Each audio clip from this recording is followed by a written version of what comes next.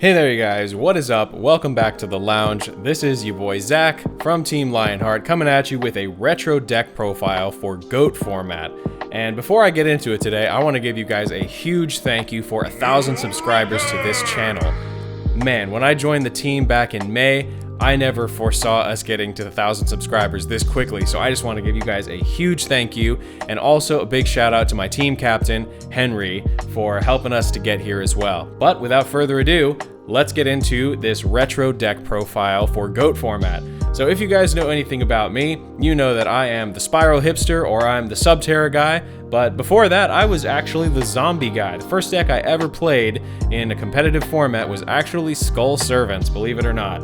And so I've always had a huge fascination with zombies. I love the way they work, the way they just keep coming back from the graveyard over and over again. They're super annoying to deal with. So, for the boss monsters of the deck, we first have 2 copies of Vampire Lord. This card is actually kind of insane. He's basically a pseudo Jinzo because Ring of Destruction, Mirror Force, Sakuretsu Armor. He just laughs at all those cards because he'll just come back on your next standby phase after he's destroyed by your opponent's card effect. And when he does battle damage, you get to mill a card out of your opponent's deck, and you're usually going to make them mill a trap, so it basically is like a pre-negate for all of their opponent's trap cards. So it's just really, really solid. 2000 attack is pretty nice. This card was actually semi-limited at the time that GOAT format was being played, and for a very good reason. And then 1 copy of Ryukoki. You basically play him because he's a 2400 beat stick, but more importantly, he is an out to BLS. Anytime it battles a spellcaster or warrior monster, at the end of the damage step, it just destroys that monster regardless. So this is a very good way to deal with BLS, and it's also big enough to get over Chaos Sorcerer. So Ryukoki, definitely a very solid one of. And then of course for your recruiters, we've got 3 copies of Pyramid Turtle. Back here live at the Waterfront Village with my friend, the zombie, Jonathan. You're looking good. Jonathan just got an awesome face paint job. What do you think? I like turtles. You ram this into your opponent's monsters, and then you beam a Vampire Lord out of the deck, and then you whack over their monster, make them mill a card, do some damage, and then they have to deal with Vampire Lord. Super annoying for them. And of course, you can just set it, and if your opponent runs into it, that's just going to be unfortunate for them. You normally just normal summon this, though, because you don't want it to get knocked. But yeah, Pyramid Turtle's super solid. Being a zombie, you can just revive it with Book of Life. One of the main targets you're going to be bringing out with Pyramid Turtle, besides Lord, is Spirit Reaper. So if you want to lean into the hand control aspect, Spirit Reaper is super nice. If you sink in a direct attack, it just donks a card out of your opponent's hand. It's also not once per turn, and it also can't be destroyed by battle, so it makes it really, really difficult for your opponent to actually kill you, which is really, really nice. And then the last 2 zombies in the deck are the 2 copies of Regenerating Mummy. Shoutouts to Yugi Nono for coming up with this tech. I actually discovered it around the same time that he did, but we had the same idea apparently. This card is absolutely nutty, and especially in the zombie deck, because it's basically a 2nd and 3rd copy of Sinister Serpent, because whenever your opponent uses like Delinquent Duo and hits this out of your hand, it immediately goes back to your hand. So it really helps you maintain your hand advantage, and it's a chonky boy. It's 1800 attack. We don't play Chaos monsters, but it is relevant that it is a dark monster. And of course, it's a zombie, so we can bring it back with Book of Life. And then moving on to the staples, I mean, I don't need to explain any of these. Breaker, Warrior Lady, Exiled Force, Tribe, Serpent, Sangan. Pretty much every deck is playing these in some capacity. And then I do play a very small flip engine, where we have our 1 Magician of Faith, obviously, we have our Magical Merchant, and the Mega Flex Tsukiyomi. Yeah, these cards are all just really nice. Magician of Faith is obviously broken. Magical Merchant is pretty nice in this deck because you're just milling zombies to the graveyard and adding your most broken spells and traps to your hand. What's not to love? And then, of course, Tsukiyomi just outs just about any card in the format, so you gotta play at least one of them. This also does have a really nice interaction with one of our spells, so we'll get to that in just a second. For the spells, of course, we have the Holy Trinity. We've got our Graceful Charity, our Delinquent Duo, and the Poggers, Pot of Greed. I don't really know what it does, but actually this one is 1st edition Ultimate Rare, so it actually does say draw 2 cards. But the other versions, I don't know what they do. Anyway, yeah, these cards are just obviously insane.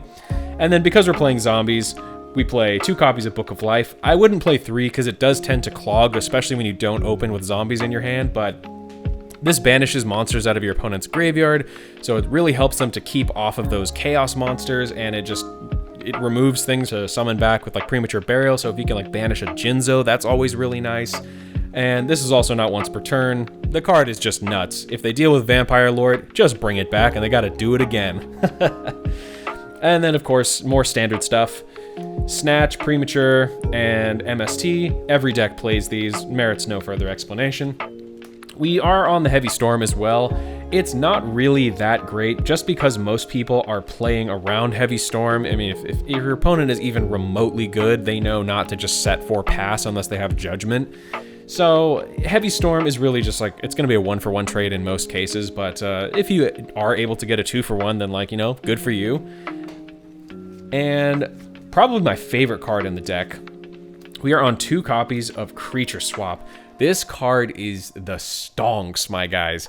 Like, being able to just give your opponent your Recruiter, your Pyramid Turtle, and just ram into it with their monster, so you just keep it permanently, and then your Pyramid Turtle triggers in your graveyard, you get a Vampire Lord, you sink in for 2,000 more damage. It's just a really nice feeling. You can also like take your opponent's Chaos monsters. If it's the only monster they control, they have to give it to you. So you can like take a BLS and then make it banish itself if you don't want to deal with it or risk it getting Snatch Steal back.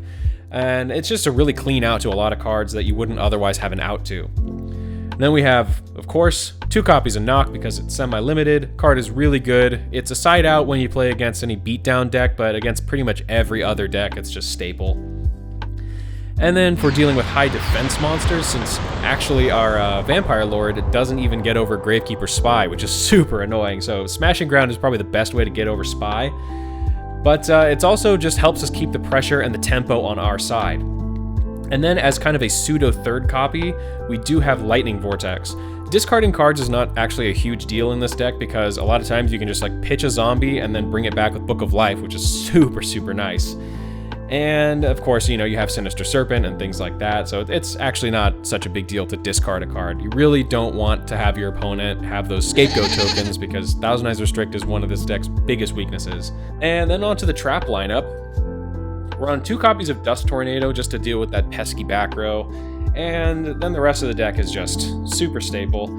Call of the Haunted, it's extra revival for your zombies. Ring of Destruction is broken, and Mirror Force is also broken. So that is the 40 card deck, guys. It's been working really well for me. I love the way this deck works, and this is my current list card for card. And actually, the deck does not play an extra deck because we don't play Metamorphosis and we don't play anything that requires an extra deck. So, you know, extra deck, it's up to you. Play whatever you want because it's not going to get used ever if you play this deck. But yeah, since we don't have an extra deck, I'll just go ahead and show you my current side deck for the format.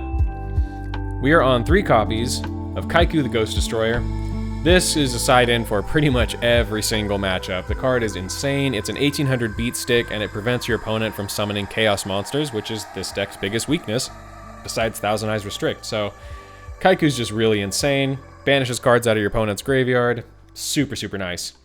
And then we have Jinzo. We're not playing it in the main deck because it is a tribute monster, and we're already playing 3 tribute monsters in the deck, so it does get a little bit cloggy, and the Vampire Lord basically serves as a Jinzo, but if you need more attack power or if you're playing against a deck that's like really trap heavy, then Jinzo's definitely the way to go. So we're not going to cut him, but I'm not main decking it. And then we have anti-scapegoat cards. We got the Ashura Priest and the King Tiger Wengu. This just blows up anything that's got 1400 or less attack when it's summoned, except Flip Summon. And this attacks everything once each, and it's another spirit monster for you to give your opponent with Creature Swap, and then you just keep it forever, and then it comes back to your hand in the end phase. So that's really, really nice. For your more control matchups, we are on 2 copies of Book of Moon. Again, I don't really think it's necessary for this deck in the main deck, but it can come up depending on the matchup. If your opponent plays a lot of high attack monsters that have less defense, you can book them and then just get over them with your weaker monsters. But it's just, again, one of the most flexible cards of the format, so you have to play it in some capacity. And then we are on the 3rd copy of Smashing Ground in case we need more outs to those Chaos monsters or to the Thousand Eyes Restrict. This is like a super flexible card. You know, if you just need to like get rid of an opponent's monster so you can swing in there with Spirit Reaper and donk a card out of your opponent's hand, then that helps the tempo stay in your favor. Then the trap cards. Got 2 copies of Sakuretsu Armor. Of course, if you're playing against beatdown, any kind of beatdown deck, then this is just really solid. the last copy of Dust Tornado, again, if you just like need more outs to their back row, and then 3 copies of Royal Decree for those beatdown decks that are playing a lot of traps. And so that's it, guys. That's all I've got for you for this retro deck profile. Hope you have enjoyed it today. Thanks again for 1,000 subscribers, and we will see you next time.